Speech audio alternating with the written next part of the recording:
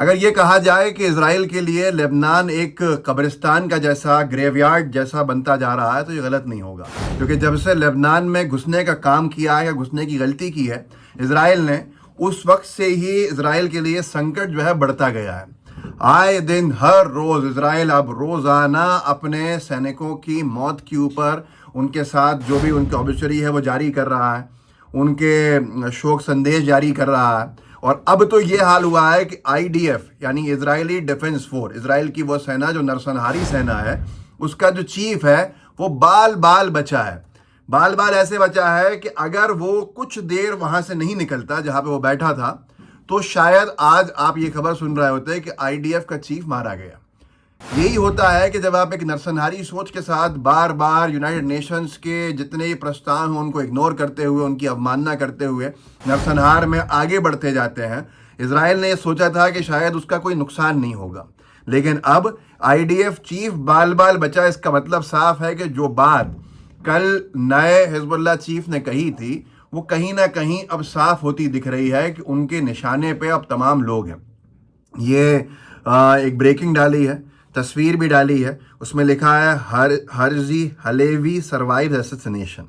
ये Israeli media ने report किया है कि 29 अक्टूबर को हमास ने टारगेट किया हलेवी, जहां पर नदन गाजा स्ट्रिप है। ये बात लेबनान की युद्ध के दौरान तो है, लेकिन है गाजा में।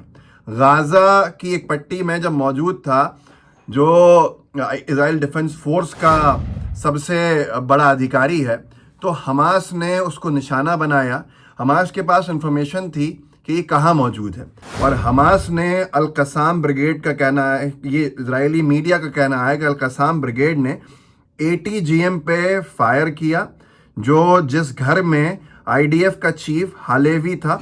और हालेवी इसलिए सरवाइव कर गया क्योंकि 4 सोल्जर्स जो थे वो घोस्ट यूनिट के उसने मारे गए उस घर में। हालेवी वहां से निकल गया था, नहीं तो शायद कुछ देर अगर वो और होता तो साफ तौर के ऊपर इजराइल डिफेंस फोर्स का सबसे बड़ा अधिकारी वहां मारा जाता। इजराइल वो कीमत चुका रहा है इस पूरी गलती की जो उसने 1 साल नरसंहार किया है, बच्चों को मारा है, बेकसूर लोगों को मारा है, यूनाइटेड नेशंस के तमाम प्रस्तावों को ठोकर मार के आगे बढ़ने का काम किया है।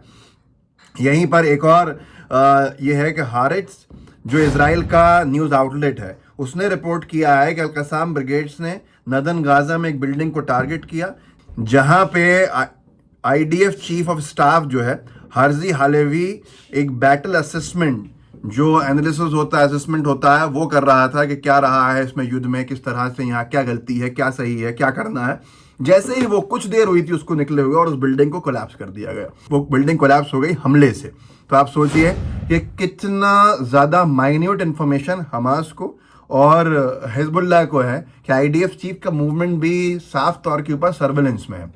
तो इजराइल में जिस तरह के विरोध प्रदर्शन हो रहे हैं और अब लेबनान के साथ सीज फायर की बात चल रही है, ये साफ तौर से बता रहा है कि इजराइल को झटके पे झटके पड़ रहे हैं। लेकिन बड़े गिरे हुए सैनिक हैं। मैं इसलिए कह रहा हूँ कि जैसा इन्होंने गाजा में किया था, ऐसे ही इजरायली सैनिकों ने जो लेबनान के लोग जिस जगह पे से घर छोड़ के भागे हैं रेफ्यूजी कैंप्स की तरफ, उन घरों में घुसपैठ करके आप देखिए क्या हाल किया।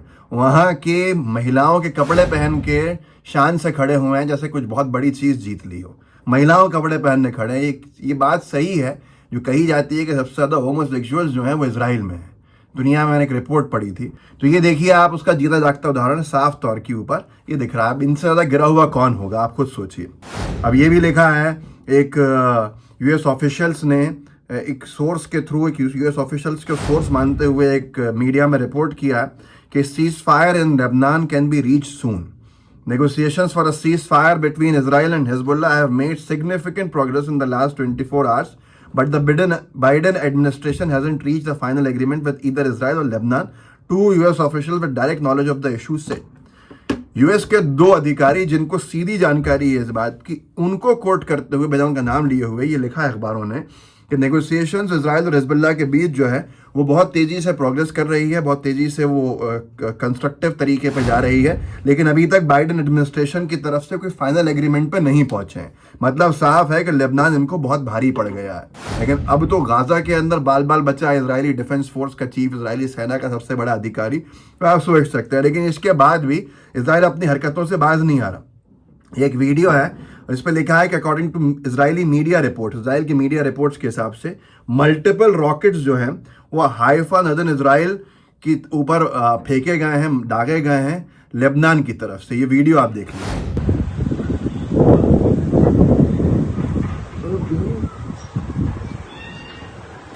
तो ये मंजर है ऑक्यूपाइड टेरिटरीज में लोगों का पलायन भी बहुत ज़्यादा तेज़ी से बाहर हो रहा है। बहुत से लोग भाग रहे हैं यूरोप की तरफ, यूएस की तरफ। जिन लोगों को ग्रेटर इजराइल के सपने पे लाया गया था, अब वो वहाँ पे रुकने की क्या कोई गलती नहीं कर रहा है। इजरायली एयर स्ट्राइक्स जिसके ऊपर जो उसने लेबनान पे किया है वो भी मौजूद है। कि अगर कोई ये कहे कि इजराइल कुछ नहीं कर रहा तो आप खुद देख सकते हैं, ये इजराइल ने लेबनान में मारे। या अबे मदल शे या अबे या अल्लाह।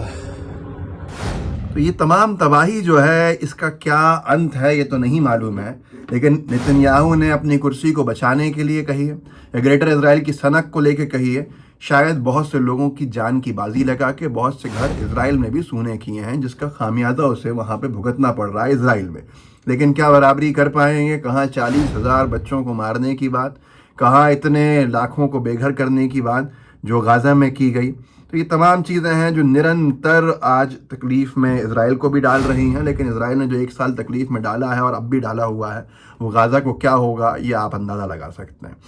यहाँ तक कि ये भी रिपोर्ट किया एसएन इंग्लिश ने कि 14 इजरायली सोल्जर्स जो हैं वो पिछले 24 घंटे में ज़ख्मी हुए हैं, जिसमें से 10 सदन लेबनान में और 4 गाज़ा पट्टी में। 4 तो वही हैं जो घोस्ट उसकी फोर्स का बटालियन का हिस्सा थे, जिसके अंदर जो इजरायली आर्मी चीफ भागा था जहाँ से, तो उसकी जगह पे ये 4 मारे गए थे। ये भी कहा है कि एक रॉकेट जो है ईस्ट ऑफ द क्रायोट में गया तो उसमें 13 इजरायली सैनिक जख्मी हुए हैं, जिसमें से 2 बहुत क्रिटिकल हैं। इजरायली मीडिया ने यह भी रिपोर्ट किया है कि उनका मेट्यूला में जो डेथ टोल है वो अब 6 हो चुका है, जो हिजबुल्लाह के रॉकेट जो दागे गए थे।